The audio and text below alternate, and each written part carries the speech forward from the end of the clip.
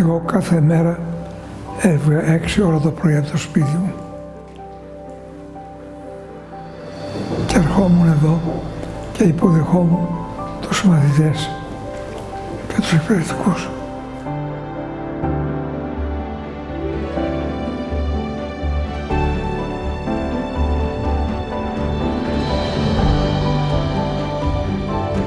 Το πρωί-πρωί όταν έρχεσαι και δεν είναι κανείς, το σχολείο έχει 2 μυρωδιές και μυρίζει κάτι μεταξύ μολύβι, στυλό χαρτί και κρουασάν από κάτω.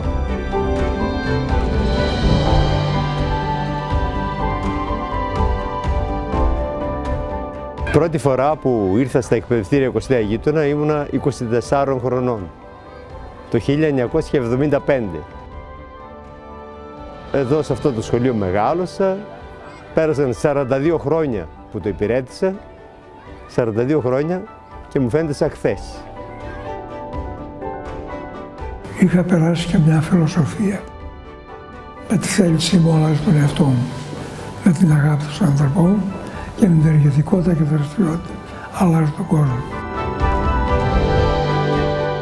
Το πρώτο πράγμα που κάνω το πρωί είναι το μήνυμα καλωσορίσματος στον πίνακα. Κάθε μέρα είναι διαφορετικό, ανάλογα με τη μέρα, ανάλογα με την επικαιρότητα. Έτσι το τελευταίο και χαρακτηριστικό που θυμάμαι ήταν στην Παγκόσμια Μέρα του Βιβλίου, παιδικού βιβλίου, που τους καλωσόρισα, καλημέρισα λέγοντας «Καλημέρα βιβλιοφάγη». Από την πρώτη στιγμή θυμάμαι που ανέβηκα από τα σκαλοπάτια, ένιωσα μια ζεστασιά, μια οικειότητα και μια φιλόξενη διάθεση. Και αυτό με ελύτρωσε.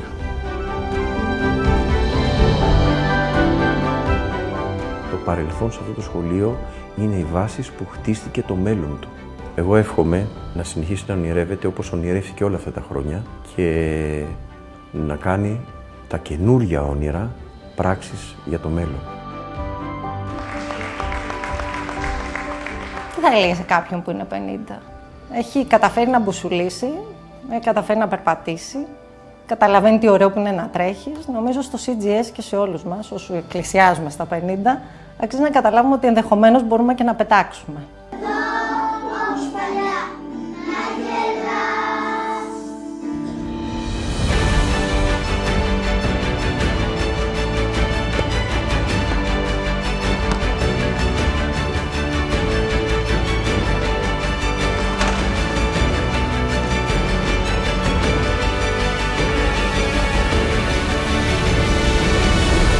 Περνώ την πόρτα του CGS.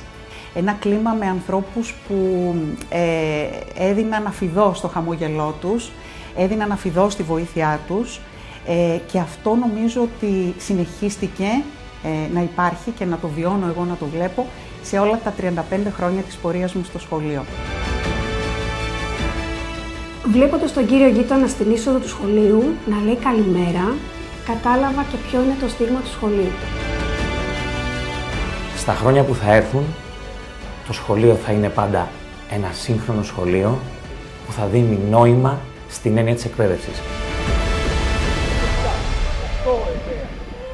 Πιστεύω ότι είναι πάρα πολύ σημαντικό για τον δάσκαλο να ανυπομονεί, να περιμένει τη στιγμή που θα επικοινωνήσει με τους μαθητές του. Να μοιραστεί μαζί του αυτό που αγαπάει.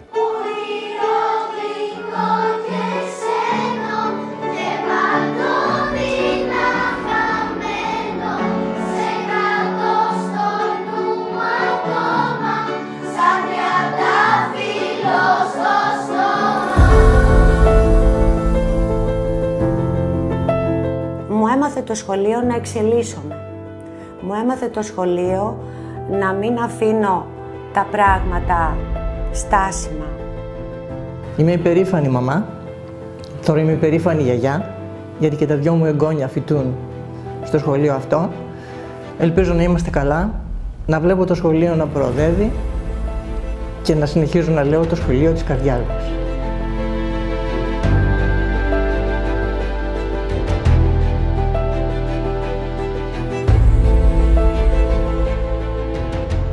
Μαγείρευα σαν να είναι στο σπίτι μου, σαν να μαγειρεύω για τα παιδιά μου.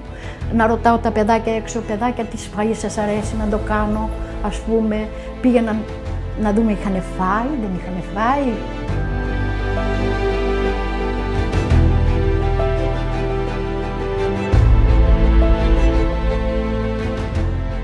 «50 χρόνια στο σχολείο για μένα σημαίνει να βλέπω παιδιά που τα είχα παλιά μαθητές να πετυχαίνουν στη ζωή τους.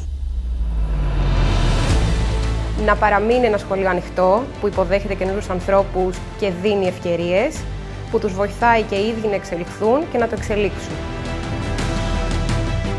Μεγάλωσα μαζί του και μαζί του όλα μου τα όνειρα και εγώ συνεχίζω να είμαι ακόμη εδώ.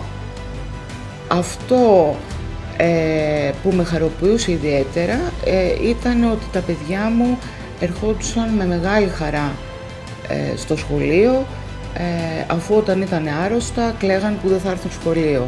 Και ήταν σαν να ερχόντουσαν στην οικογένειά τους, στο σπίτι τους. Πάρα πολλές φορές ένιωσα έτσι υπερήφανος ως μέλος αυτής της ομάδας, αυτής της κοινότητας, αυτού του οργανισμού, κυρίως για τα πράγματα που πετύχαιναν οι άλλοι. Είτε αυτοί ήταν οι μαθητές μου και οι μαθήτριές μου, είτε ήταν οι συνάδελφοί μου, είτε ήταν το ίδιο το σχολείο ως φύση, ως οντότητα, ως οργανισμός.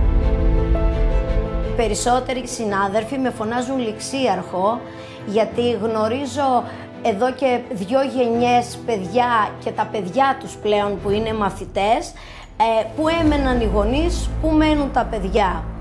50, that's a great number. For me, it means being in a position where you can look back, but it's also the spot where you can look forward and see a bright future ahead. We expect children to behave better than those who govern us. Αυτό που κάνει το CGS να ξεχωρίζει σαν εκπαιδευτικό περιβάλλον, σαν εκπαιδευτικός οργανισμός, είναι κάτι που για μένα είναι η πηγή του. Είναι κάτι που μας έμαθε ο κύριος γείτονας. Το να αντιμετωπίζουμε κάθε παιδί ξεχωριστά, σαν ξεχωριστή περίπτωση. Το πρώτο συστατικό για μένα που έκανε το σχολείο να ξεχωρίζει και του έδωσε ένα τεράστιο κομμάτι της ταυτότητάς του, αυτό που λένε ζεστό περιβάλλον, το νιάξιμο, η φροντίδα, είναι αυτή η αγάπη. Για μένα το CGS είναι συγκινήσεις.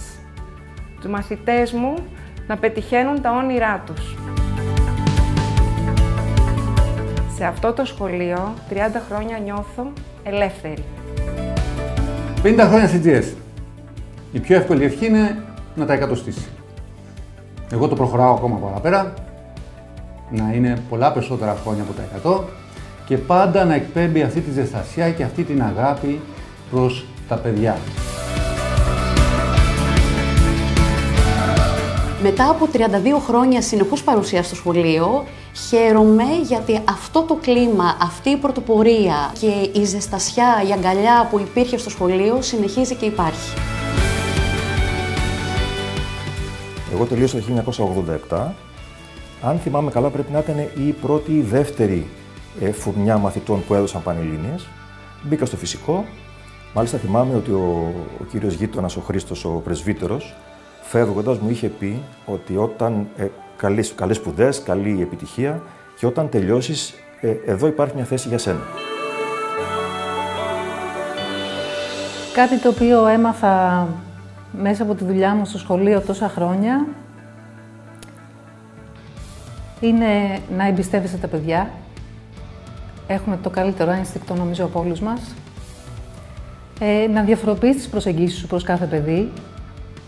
Να είμαι πολύ υπομονετική. Να εμπιστεύομαι τους ανθρώπους. Και να αφήνομαι. Θυμάμαι ένα μικρό μαθητή, ανέβαινε τα σκαλιά να πάει προς το δημοτικό, ήταν η τσάντα του λίγο πιο βαριά, πρώτες μέρες, δεν ήταν ενδεχομένως και σίγουρος προς τα που θα πάει. Παραδίπλα ανέβαινε τα ίδια σκαλιά στην είσοδο του σχολείου που όλοι γνωρίζουμε, μια μαθήτρια του Λυκείου. Μόλις είδε λοιπόν αυτό το παιδί να δυσκολεύεται, κοντοστάθηκε, γύρισε, τον κοίταξε, πήγε, του πήρε την τσάντα, του κουβάλισε στα σκαλιά και του έδειξε και πού πρέπει να πάει. Αυτό είναι το σχολείο μας.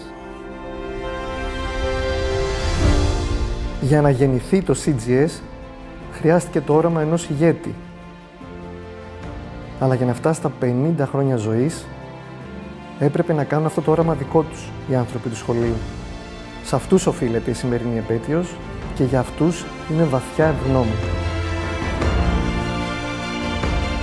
Να συνεχίσουμε το όμορφο ταξίδι με όλο το θάρρος και την τόλμη που έχουμε κληρονομήσει.